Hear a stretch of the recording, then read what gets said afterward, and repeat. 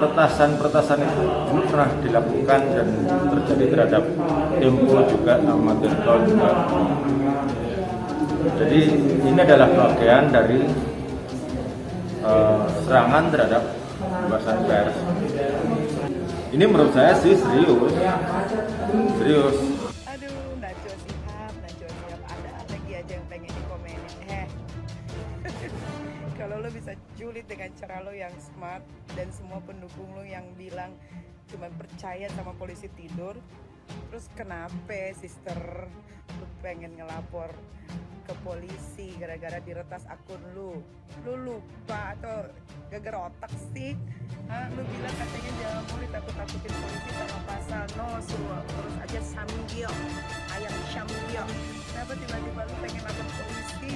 Itu merasa dirinya tuh ya paling bisa sendiri, paling benar sendiri, paling arogannya nauzubillah. Padahal ya di atas langit masih ada langit. Terus lagi ya, kita ini tidak bisa selalu mengandalkan seseorang.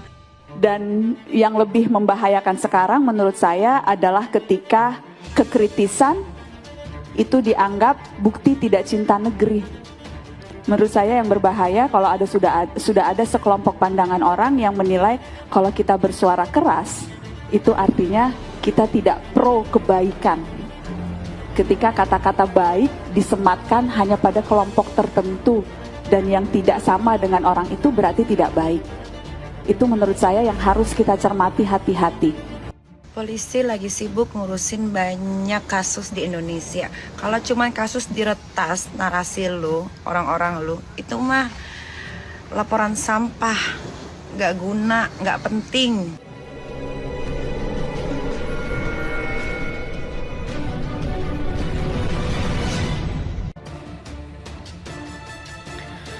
Twitter Najwa Shihab diretas. Mabes Polri jamin itu hacker bukan polisi. Aksi peretasan yang menyasar akun media sosial termasuk WhatsApp, Facebook, dan Telegram. Puluhan awak media narasi, termasuk 7 EKS staf narasi langsung direaksi Polri. Mabes Polri menjamin bahwa aksi peretasan itu tidak dilakukan oleh anggotanya, tapi hacker yang belakangan diketahui juga berusaha membobol akun Najwa Shihab. Penegasan itu disampaikan Kepala Divisi Humas Polri Inspektur Jenderal Polisi Dedi Prasetyo kepada wartawan belum lama ini menyusul statement Direktur Amnesty Internasional Indonesia Usman Hamid perihal dugaan internal Polri terlibat dalam aksi peretasan tersebut. Selain membantah anggotanya terlibat, Mabes Polri juga berkoordinasi dengan Dewan Pers dan berharap korban segera melapor ke Polda Metro Jaya. Tudingan Hamid bahwa yang meretas akun media sosial awak narasi ini tidak bisa dilepaskan dari sikap kritis narasi dalam beberapa kasus yang melibatkan anggota Polri. Twitter Najwa Shihab diretas, Mabes Polri jamin itu hacker bukan polisi. Aksi peretasan yang menyasar akun media sosial termasuk WhatsApp, Facebook, dan Telegram puluhan awak media narasi, termasuk 7 EKS staf narasi, langsung direaksi Polri.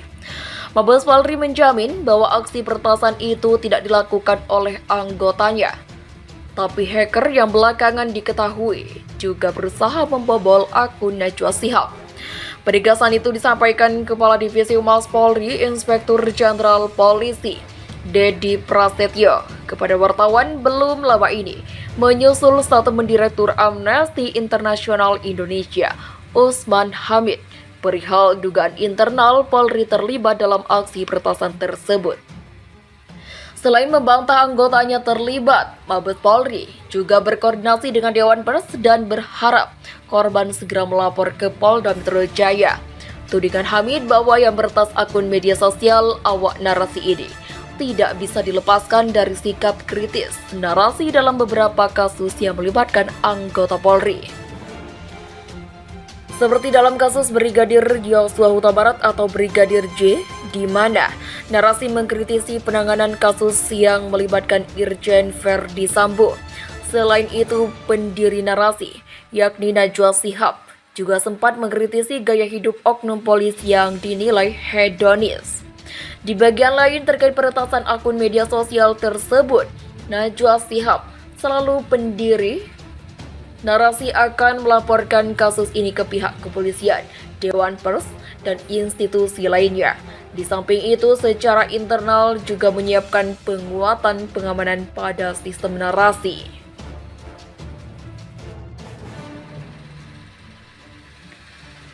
Narasi TV diancam, diam atau mati. Narasi TV diancam diam atau mati. Ancaman tersebut merupakan salah satu serangan digital ke redaksi Narasi TV.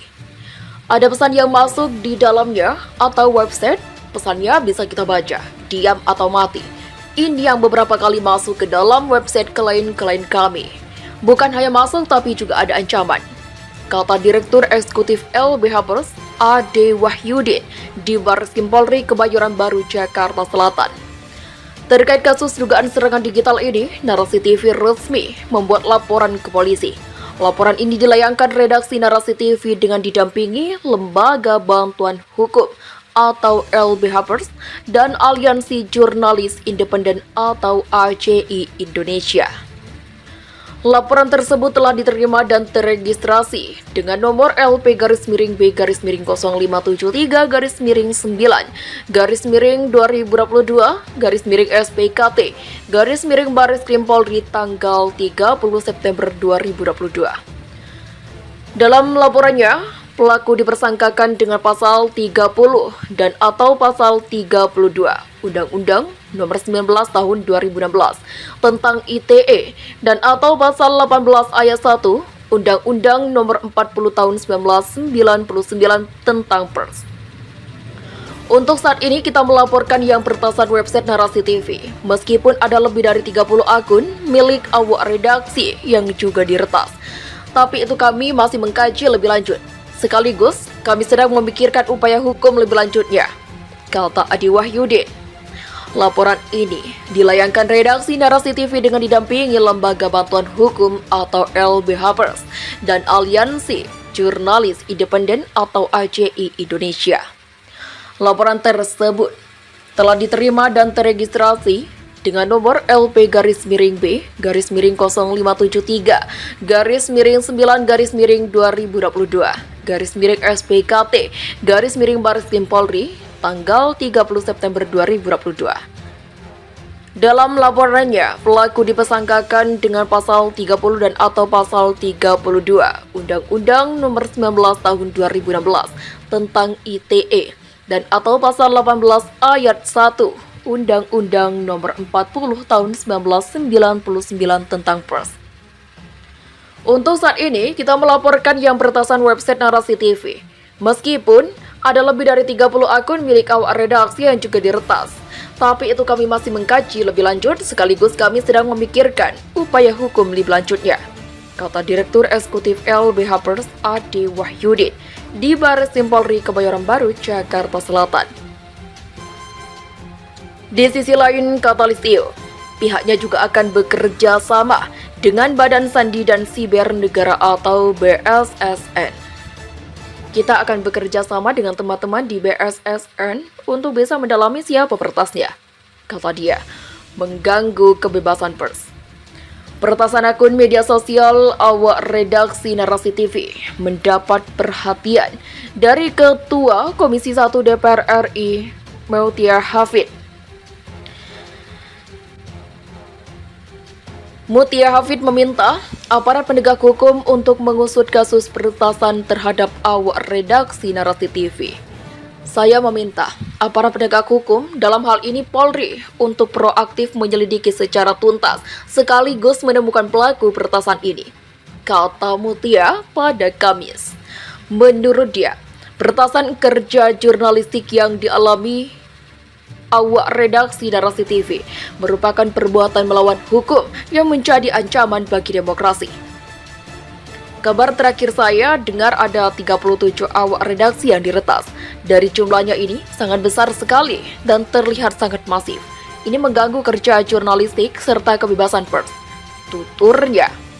Dia menjelaskan dalam Undang-Undang Pasal 18 mengatur ketentuan pidana dengan memberikan sanksi terhadap barang siapa yang dengan sengaja melawan hukum menghambat fungsi, tugas, dan peran wartawan. Dengan adanya undang-undang tersebut merupakan suatu bentuk perlindungan hukum bagi wartawan dalam menjalankan profesinya. Oleh karena itu, hukum harus ditegakkan atas kasus dugaan peretasan karena menghalangi kerja-kerja jurnalistik, kata Mutia menegaskan. Polisi disebut tidak terlibat peretasan jurnalis Narasi TV. Kepala Divisi Humas Polri, Inspektur Jenderal Polisi Dedi Prasetyo menyebutkan tidak ada anggota kepolisian yang terlibat peretasan akun digital milik sejumlah awak redaksi Narasi TV, seperti yang diduga oleh Direktur Amnesty International Indonesia Usman Hamid. Kalau dugaan peretasan tidak ada, kata Dedi Prasetyo saat dikonfirmasi di Jakarta pada Kamis. Ia mengatakan, Polri telah memperoleh informasi mengenai kasus peretasan yang dialami oleh karyawan Mata Najwa dan Narasi TV. Bahkan Dedi mengaku telah berkoordinasi dengan Dewan Pers mengenai kasus peretasan itu dan meminta para korban peretasan untuk membuat laporan polisi ke Polda Metro Jaya.